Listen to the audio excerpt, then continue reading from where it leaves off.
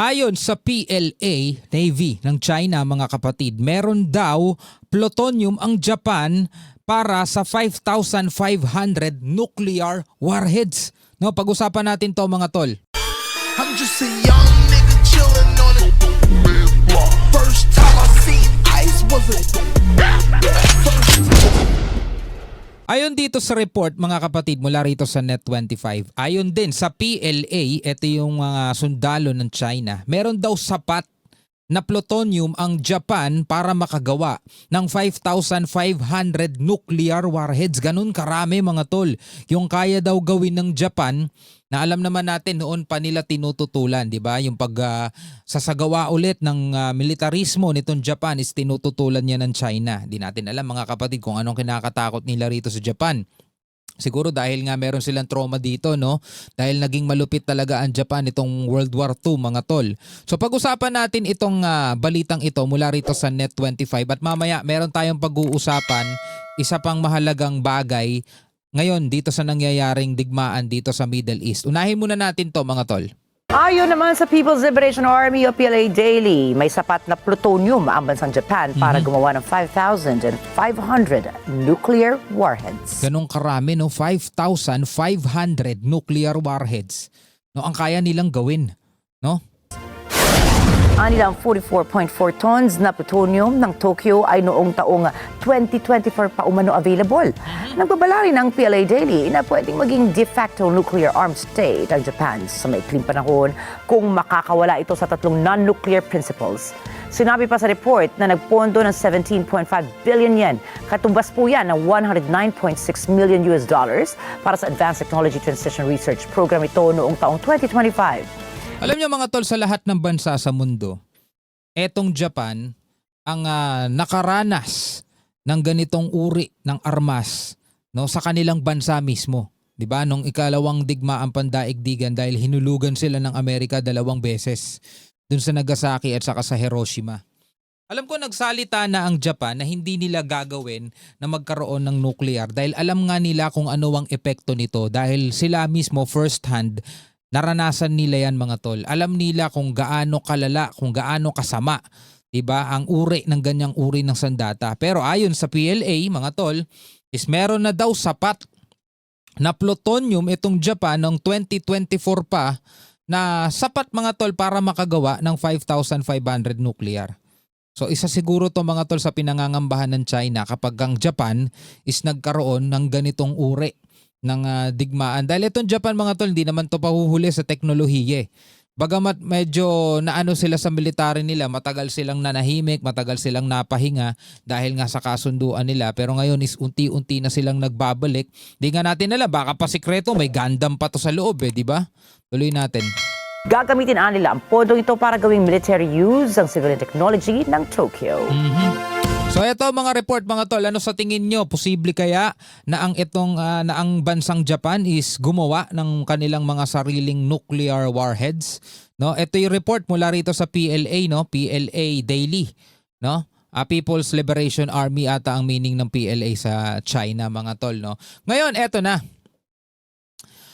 Tila ba talagang matindi ang tampo nito ni US President Donald Trump doon sa mga hindi sumuporta sa kanila sa pagbubukas nitong Strait of Hormuz. Sabi niya gano'n dito sa kanyang report, sa kanyang post.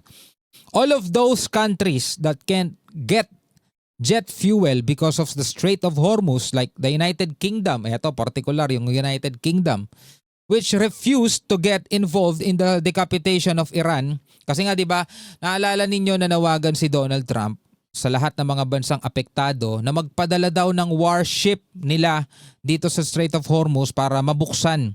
Pero maraming mga bansa ang hindi tumugon. Maraming mga bansa ang umayaw o humindi, nag-say no dito kay Trump. Kaya sabi ganun ni Trump, I have a suggestion for you. Number 1, bumili kayo sa Amerika. Sabi niya ganun, buy from the US, we have plenty. And number 2, build up some delayed courage. Go to the strait and just take it. Ibig sabihin, yung delayed courage, ibig sabihin yung walang katatagan o hindi kayo matapang noon, ngayon gamitin nyo na yung tapang ninyo na hindi nyo pinakita nung kinakailangan kayo ng Amerika.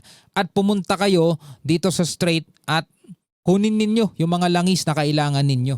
Sabing ganun mga kapatid. Oh. And just take it. You'll have to start learning how to fight for yourself. Kailangan nyo na matutunan ngayon kung paano lumaban para sa sarili ninyo. Kailangan nyo ng fuel, lumaban kayo sa sarili ninyo. Parang ganun yung sinasabi rito ni Trump. The USA won't be there to help you anymore. Diba? Hindi na kayo tutulungan ng Amerika. Just like you weren't there for us. No?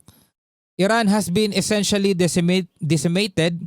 The hard part is done. Go get your own oil, President Donald J. Trump. So dito may kita mo yung sama ng loob ni Trump mga tol dun sa mga humindi sa kanya. For all those countries, no? All of those countries that can get jet fuel, diba? Because of the Strait of Hormuz, like the United Kingdom, sabi niya ganoon, kunin ninyo yung langis nyo sa sarili ninyo. Matuto kayong lumaban para sa sarili ninyo at hindi na namin kayo tutulungan. Yun yung sinabi rito ni Trump. Sa maraming pagkakataon mga tol, no, nagbanta si Trump dito sa Iran na kapag hindi binuksan ng Iran etong Strait of Hormuz, 'di ba? Is bobombahin ng Amerika yung mga power grid ng Iran. So hindi natakot diyan ng Iran at patuloy din silang nagsagawa ng mga pag-atake sa Gulf region. Yung 48 hours ultimatum ni Trump naging 5 days at naging 10 days. Sabi niya meron daw umuusad na kasunduan. Pero kapag in any reason, sabi niya gano'n, ay walang nangyari dun sa kasunduan na yon. Eto, sabi rito sa post na to, yan.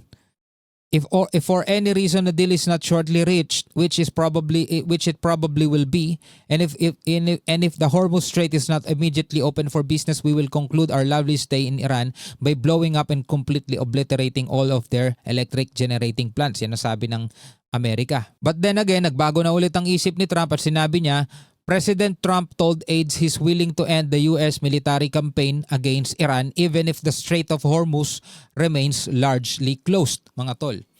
So, wala na nga bang pakialam si Trump dito sa Strait of Hormuz? Kung kinakailangan nyo, sabi niya gano'n dito sa isang post na to. Para dun sa mga bansa, kung kinakailangan ninyo ng langis, di kunin nyo mag-isa. Hindi na namin kayo sasamahan, sabi niya gano'n. Tulad ng hindi nyo pagsama sa amin. Ano sa tingin ninyo mga tol? Anong masasabi ninyo dito sa balitang to? Dito sa mga report na napag-usapan natin ngayong araw na to? No? Comment ka na lamang sa ibaba.